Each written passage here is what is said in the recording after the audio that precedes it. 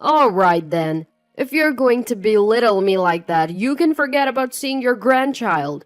The son, who had been incessantly asking his parents for financial support, sneered with a smirk that suggested victory. Sorry to burst your bubble, but I am cut above my sister here. I have a steady income, and I don't need Mom to bail me out anymore. If you want to cut ties, feel free. We won't be showing you our kid, even when we have one. Please keep your distance from our lives. And don't think about crying to us about your retirement expenses, because we won't pay a dime. Having had their say, the two left. In the end, just as my daughter predicted, all they wanted was to leech off of me and live a luxurious life. They even stooped so low as to exploit a parent's longing to see their grandchild. I won't let them manipulate me anymore. My name is Mary. I'm turning 54 this year. After having 2 kids, I divorced their father and managed to scrape by on the child support payments he provided. Thankfully, I was able to return to my previous job, which allowed me to make ends meet while putting a bit aside. I've tried to compensate for the absence of their father, but I was perhaps a bit naive in my approach. The wake-up call came when my son got married. Mom, could you help out again this month? Well, I guess I don't have much choice. My eldest son, David, got married to his high school sweetheart, Linda, about 6 months ago. They rented an apartment near my house, saying they were saving up to buy their own place. I even contributed significantly to their wedding expenses, all in support of their goals. Still, David would make requests for money with a humble gesture, a plea to me, his mother. He'd talk about how his company was struggling, how his salary and bonuses were stagnating. He'd explain how Linda's parents were unwell and he had to send them money. All kinds of hardships were shared with me. The more I listened, the more I felt he was being a bit naive about his role as the family breadwinner. Nevertheless, I continued to give him money for about 6 months after their marriage. Since we lived nearby, they would often come over. We'd frequently share dinners, and I assumed David was bringing Linda over to my place. Despite being newlyweds, they seemed to prefer spending time with me rather than themselves. I even hinted at this once, but Linda only responded with, "Your cooking is so good. Mary, I could eat it every day." Although I was flattered, Linda never showed any interest in learning my recipes or helping me cook. The years passed in this way until my daughter, Tricia, started applying to colleges. At that crucial time, I asked David and Linda to refrain from visiting so frequently. Yet, they continued to ask for financial support, and once the college applications were over, they were back to their usual frequent visits. Around that time, Tricia and Linda started having disagreements. "Mary, your financial help has really saved us. The economy is so tough, and David's company isn't doing well." But that bag you're carrying, Linda, it's designer, isn't it? You seem to be doing pretty well for yourself. "Come on, Tricia, this isn't that expensive." Besides, you always butter up Mom for money. And Linda, don't you ever think of getting a part-time job or something? Tricia, that's rude. Who's being rude here? Don't you feel ashamed relying on your parents for money? Well, I do feel sorry for Linda because I'm not earning enough. No, not to Linda, to Mom. It's all right, Trisha. Let's cool it. We're all going through a tough time. Let's be understanding. It wasn't the first or second time Mary had to mediate between her children like this during meals. I understood Trisha's complaints, but I believed they just needed to endure a bit longer. Mary trusted they would soon say they could stand on their own feet and wouldn't need any more financial support. Above all, she didn't want to burden her children with money issues, especially without a father figure around. These were some of the thoughts running through Mary's head. As Mary finished dinner and started cleaning up, she heard Linda from behind. Excuse me. Mary turned around with a smile, thinking that the moment I had anticipated had arrived. Linda's words froze my smile. Thank you so much for your support, Mom. It's really a big help. It's okay. I'm sorry Trisha can be a bit of a nag. Don't worry about it. But I have a favor to ask. What is it? Recently, I've been thinking about having a child, but I'm not confident about the finances. What? Well, it's hard to have a baby when you're older, isn't it? Well, I guess it might be. So I was wondering if you could increase the amount of support money a little more. Shockingly, David and Linda weren't just content with walking on their own feet. They were actually planning on having a child in this situation. How can they consider having a child when their financial outlook was so unstable? I thought. So I tried to hint them that it was reckless. Yet, Linda seemed irked and countered. Don't you want to see your grandchild? I'm not saying I don't want to. Exactly. I'm an only child and I really want my parents to meet their grandchild as soon as possible. But you do realize that having a child will make things even more difficult. I'll start working too then. We'll manage. David has also reassured me about this. Despite my advice, Linda insisted that everything would be fine and there was nothing to worry about. As a result, I ended up increasing my monthly allowance to them from $1,000 to $1,200. When I told Trisha about this, she was indignant, insisting, "Mom, you're definitely being duped by them." But I still dreamed of the day when the two would become independent. A few years after I increased the allowance, David came to our house alone. Apparently, he knew I was off from work that day and seemed anxious to discuss something with me. Is Trisha here? I think she's studying in her room. Why? Do you need something? No, it's okay. I just have something to ask of you, Mom. I hope it's not bad news. Well, I was wondering if you could increase the allowance a little more.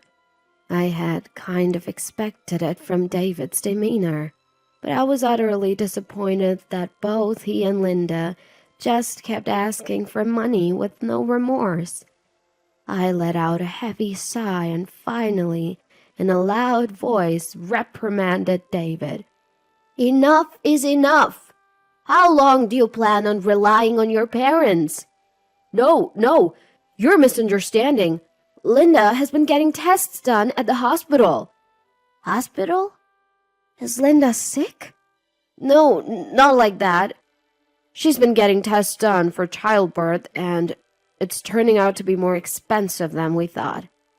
We're short on cash. That's why I told you. It's not a good idea to have a child without proper planning. What will you do if something unexpected happens? If the child gets injured or if one of you falls ill? You can't just say, "We don't have money." You don't think everything will be fine just by begging me, do you? Don't get so angry. I didn't know the tests were going to be so expensive. Isn't that odd? I turned around at the sound of the sudden interjection to find Tricia, who had seemingly been in the living room for a while. David made a sour face, trying to shoo her away, but Tricia stopped him from saying anything and approached him. What kind of tests are you talking about for childbirth? If she's pregnant, can't you check it with a pregnancy test? What test is it? I don't know. Linda went alone. I just heard we don't have enough money. Why did you let Linda go to the hospital alone for such a serious matter as childbirth? Normally, couples go together to listen to the doctor, don't they? David, you have the day off today, right? Don't butt in. You're just a kid who knows nothing about pregnancy. The one who doesn't understand what even a kid does is you, David. There was some arguing, but David couldn't refuse Tricia's points and reluctantly left. While I thought Tricia had a point, I told her, "Isn't it okay to cut them some slack considering their situation?" To which she sighed at me. "Mom, are you serious?" "What do you mean?" "They just want money. Their reasons are surely fabricated." "Why would you say that?" Unable to hold herself back, Tricia went back to her room and returned with her smartphone. She showed me several pictures. It was Linda's bag. Linda claimed it's a cheap one, but I think it's real. She made fun of my bag, saying it's pathetic, and laughed. "This bag costs $1,200? That's the same as the monthly allowance." "Yeah, and it's a high-end brand. And no matter how cheap it is, she had a different bag each time she came over. I think she's just spending the allowance on these kinds of things." "You might be right. Linda did have a lot of different bags." "She was laughing behind your back, calling you a fool for not noticing. You wouldn't know." Then Tricia showed me a recording. It was a conversation between Linda and Tricia, recorded when I was at work and Linda had come over to the house. "Tricia, I know you don't carry anything but cheap bags, and you're not interested in money, right? Could you ask your mom to increase the amount she's sending to me? Didn't you say something like this before and got some money from Mom? Just an additional $200 isn't enough. It's $1,200, okay? She thinks she's taking care of her son and his dreams for just $1,200? She could at least give us more, since she might get to see her grandchild." "How audacious!" "Don't you understand it's better for the world if young people spend the money instead of the old hoarding it?" "Hey, Mom, are you still going to keep sending them money after they said all this?" Her voice unmistakably clear. Tricia had secretly recorded their conversation on her phone that was stashed in her pocket. Upon hearing it, I felt both disappointed and deeply sorry for Tricia. She had been exposed to her brother and his wife begging their own mother for money. It was a wake-up call. I resolved to have a serious talk with David and Linda. "I need to talk with David and Linda." "I'm glad. If you're gonna do that, I'll help you however much I can." "Thank you." The next day, I invited the two of them to my house. Linda arrived, one of those $1,200 bags in her hand, her face beaming with delight. Tricia and I sat down with them at the living room table. "I'm going to stop sending you money." "What? What are you talking about? We can't handle this kind of surprise." "That's right, Mother-in-law. My medical expenses are piling up, and it's really causing me trouble." "Why don't you just save your money instead of buying those expensive bags?" Linda, who initially tried to be humble and gain my favor, sighed heavily as if she had been wronged when I mentioned the bag.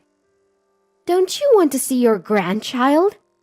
"I would feel sorry for the child being born to such an irresponsible parent.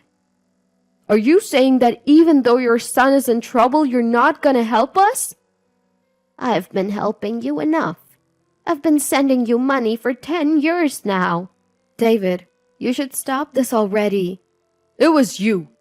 You must have said something to Mom. Trisha has nothing to do with this. It's my decision based on your behavior. As I firmly stated this, David and Linda fell silent. Seeing this, I felt relieved that we could end this after a decent conversation. But then, David laughed in a mocking tone and started shouting at us. Well, fine. If you're going to insult me like this, then give up on ever seeing your grandchild. What are you talking about? Weren't you the one who was disrespecting Mom?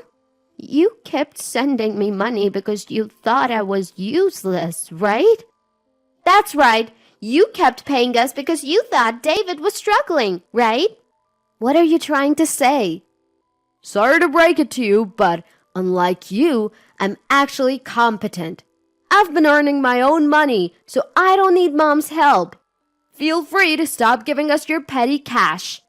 You're blaming us, but you're just saying you can't go on without the money, right? Yeah, that's right, but don't come crying to us for money from your old age expenses after showing us this attitude. And even if we do have a child, we won't be showing you the baby's face. Never interfere with us again. With these words, they left with a bang. As it turned out, Trisha was right. They were simply trying to bleed me dry and squander the money. Worse, they exploited my desire to see my grandchild. Trisha was grinning with satisfaction as I sank into my thoughts. Don't worry, they'll be back begging in no time. But from now on, it's a new game, Mom. Trisha spoke with certainty. And she was right. Just half a year later, David, still in his work clothes, showed up at the house clutching his credit card statement.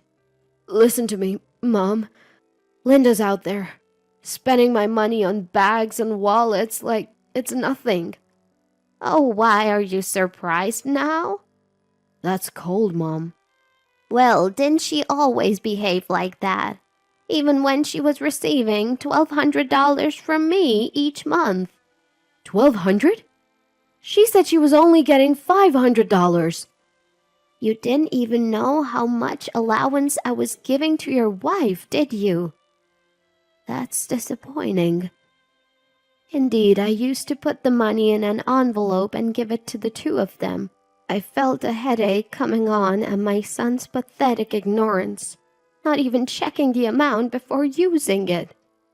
She's spending that $1,200 on all sorts of useless things, and our savings are depleting rapidly. That's how it's always been. I don't understand why you didn't realize it sooner. Mary replied, her words also serving as a critique of her past self. Perhaps by being in the same position now, David might understand a bit of how I felt. But ultimately, David couldn't stop Linda, and he would only rely on me for money. There was nothing I could do for my son who complained and lashed out without a hint of apology. It seemed that their quarrelsome days continued. Unable to stop Linda from spending more than her income. It was no surprise considering they were unable to save even though they were receiving $1,200 a month for free. As I observed their poor financial management, I couldn't help but wonder where I went wrong in raising them. I just kept going, doing as Trisha told me to. Mom, I didn't know you moved, was the message I received about 10 days after the move. Trisha had anticipated that David and Linda would come asking for money again. And so, as a precaution, we sold our house and moved to an apartment with easy access to Trisha's workplace. Of course, we didn't tell the two of them our new address. Just as Trisha had predicted, they came to our old place and, finding us gone, sent a frantic mail. I received a flurry of apologetic mails from David, mixed with preaching about how he wouldn't care about my old age or his children's future. If they're this desperate, I wonder if they have also been rude to Linda's parents. That's not likely. Linda's parents are just like her, always asking for handouts, Trisha told me, sharing some information she'd learned about Linda's family. From the $1,200 I used to give her, it seemed Linda had also been passing on some money to her parents. It finally made sense how they could spend so much each month. And now, with their disposable income finally gone, it seemed that David and Linda were being pressed for money by Linda's parents. I was speechless at how my son and daughter-in-law could still think of relying on others after all they had gone through. Seeing the emails I'd received, Trisha laughed and said, "I told you so," before promptly blocking them. I felt neither sympathy nor pity for David and Linda, even if they apologized. After all, they were so proud of their good income and qualifications, so they should work hard together. I've caused Trisha enough trouble over David. I've been helping him out, even dipping into my savings while working. But I've done enough. From now on, until Trisha finds a good partner, we'll support each other as mother and daughter.